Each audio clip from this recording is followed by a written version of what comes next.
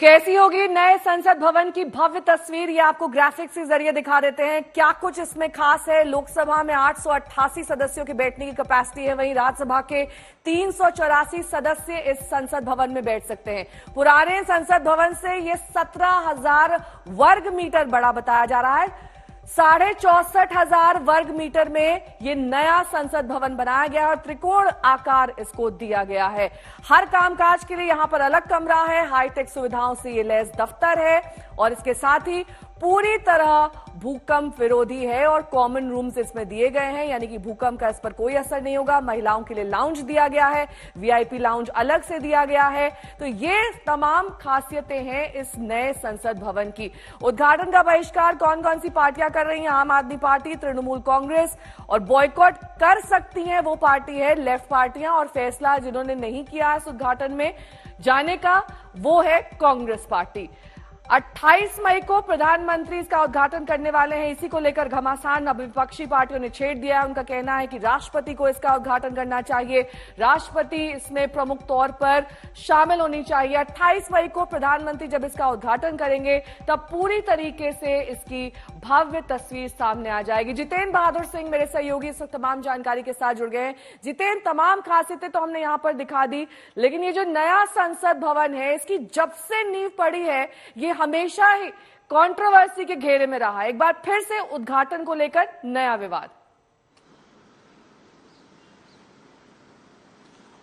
बिल्कुल नेहा, 2020 में जब इसकी नींव पड़ी थी तो उस दौरान से ही ये कहा जा रहा था कि सेंट्रल विस्टा प्रोजेक्ट के तहत इतना ज्यादा पैसा आखिर क्यों खर्च किया जा रहा है और नए संसद का निर्माण क्यों किया जा रहा है। लेकिन अब जिस तरीके से पार्लियामेंट को लेकर के पॉलिटिक्स शुरू पूरी तरीके से हो गई है और इसका उद्घाटन 28 तारीख को प्रधानमंत्री नरेंद्र मोदी करेंगे, तो उससे पहले कई विपक्षी पार्टियों ने यह साफ कर दिया है कि वो इस उद्घाटन समारोह का बहिष्कार कर रहे हैं और उनकी तरफ से ये साफ कर दिया गया है कि इस नई इमारत की जरूरत क्या है। कांग्रेस पार्टी ये कह रही है कि ये प्रधानमंत्री नरेंद्र मोदी की महत्वाकांक्षी परियोजना है और ये खुद ही उसका उद्घाटन करेंगे। और कांग्रेस सहित जो दूसरी विपक्षी पार्टियां हैं नेहा, उनकी तरफ से कहा गया है कि क्योंकि संविधान के सर्वोच्च पद पर राष्ट्रपति विद्यमान है, इसलिए उनको इस उद्घाटन समारोह में नहीं बुलाया गया है। ये गलत तरीका है सत्ता पक्ष का और इसी बात को लेकर के सभी विपक्षी पार्टियां सवाल उठा रही हैं। लेकिन नेहा, मैं इस वक्त मौजूद हूं जहां पर यहां से सीधे आपको वो तस्वीरें दिखा रहा हूं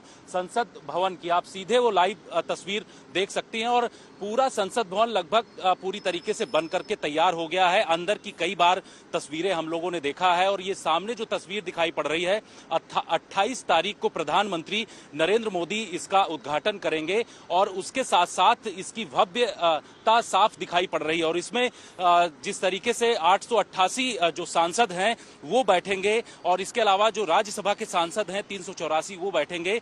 एक अलग तरीके का ये पूरा संसद भवन बनाया गया है। पुराने संसद को लेकर के ये कहा जा रहा है सत्ता पक्ष की तरफ से, क्योंकि उसको लगभग 100 साल पूरा हो चुके हैं। 1927 में उसका निर्माण कार्य पूरा हुआ था और करीब 100 साल होने वाले हैं। ऐसे में इस संसद में बहुत सारी दिक्कतें हैं।